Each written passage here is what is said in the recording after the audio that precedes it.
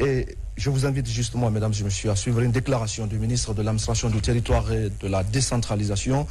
déclaration relative à cette menace de manifestation sur la voie publique à Conakry et environ. Chers compatriotes, mesdames et messieurs, depuis le vendredi 12 janvier 2024, il nous a été donné de constater avec regret qu'un groupe d'individus diffuse de fausses informations allant dans le sens de porter atteinte à la tranquillité des citoyens. Alors que le pays traverse des moments difficiles suite à l'incendie du principal dépôt d'hydrocarbures de la société guinéenne de pétrole ayant impacté un nombre important de nos concitoyens, fait des blessés, occasionné des décès et des personnes disparues. En cette période où nous pensons nos plaies et n'avons pas encore fait notre deuil, des individus distillent des informations incitant les populations à descendre dans les rues pour semer des troubles à l'ordre public, empêchant ainsi les paisibles citoyens à vaquer librement à leurs occupations quotidiennes. Ces appels à des manifestations non autorisées et non déclarées ne sont pas sans conséquences sur les citoyens et leurs biens. Le gouvernement, à travers le ministère de l'administration du territoire, prend très au sérieux les messages d'appel à la violence diffusés par ces individus, impliquant surtout les enfants mineurs. La liberté de circulation des citoyens et la protection de leurs biens sont des droits consacrés par les textes en vigueur qui doivent être respectés par tous. En ma qualité de ministre de l'administration du territoire et de la décentralisation, garant du maintien de l'ordre public et de la tranquillité des citoyens, met en garde ces individus contre toute atteinte à ces droits. Rappelle que le communiqué numéro 0012 du TNRD, en date du 22 mai 2022, interdisant les manifestations sur la voie publique et invitant les formations politiques, les organisations sociales ou toute autre structure à circonscrire toute forme de manifestation dans leur siège reste et demeure en vigueur. En outre, je rappelle que toute manifestation doit être préalablement autorisée conformément à la loi et respecter les règles établies pour assurer la sécurité publique des citoyens. Les manifestations non autorisées peuvent entraîner des troubles et des incidents violents, mettant en danger la vie et la sécurité de nos concitoyens. Je tiens à souligner que toute personne ou groupe de personnes qui participerait à des manifestations non autorisées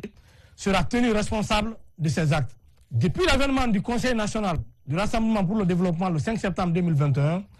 le gouvernement et toutes les structures de la transition encouragent le dialogue et la résolution pacifique des conflits par la concertation. À ce titre, j'invite chacun à s'engager dans des actions non violentes et à promouvoir des solutions constructives pour des problèmes auxquels ils sont confrontés. La violence ne peut jamais être la réponse et ne fera qu'aggraver les tensions et les divisions au sein de notre société.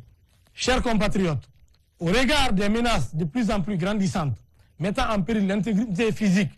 de nos concitoyens, nous n'hésiterons pas à prendre nos responsabilités conformément au texte de loi en vigueur. En tant que garant de l'ordre public, nous mettrons tout en œuvre pour assurer la quiétude sociale, la paix et permettre aux citoyens de vaquer sereinement à leur occupation sans abus et dans les limites prévues par la loi. Je rassure le peuple de Guinée de la détermination du gouvernement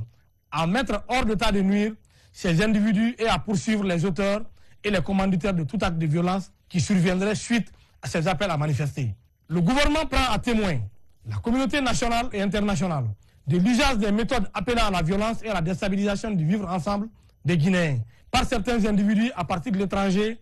qui veulent tenter vainement de saper l'autorité de l'État et la paix publique avec le concours de certains acteurs politiques en violation de leurs obligations légales. Par ailleurs, en application de la loi organique L9100D CTRN en date du 23 décembre 1991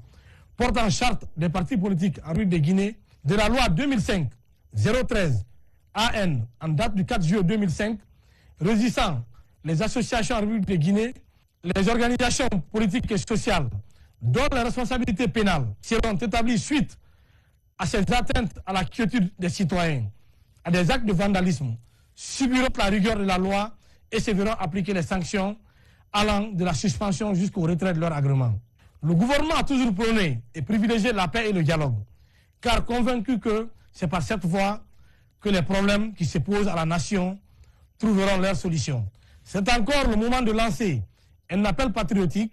à toutes les personnes éprises de paix à faire preuve de retenue, de compréhension et de sagesse pour donner un succès franc à la transition qui est une occasion d'unir définitivement le peuple de Guinée dans un état de droit consolidé. Le gouvernement, à travers le ministre de l'administration du territoire et de la décentralisation, sait compter sur l'esprit républicain de chacun et de tous. Vive la République! Conakry, le 17 janvier 2024, le ministre de l'administration du territoire et de la décentralisation.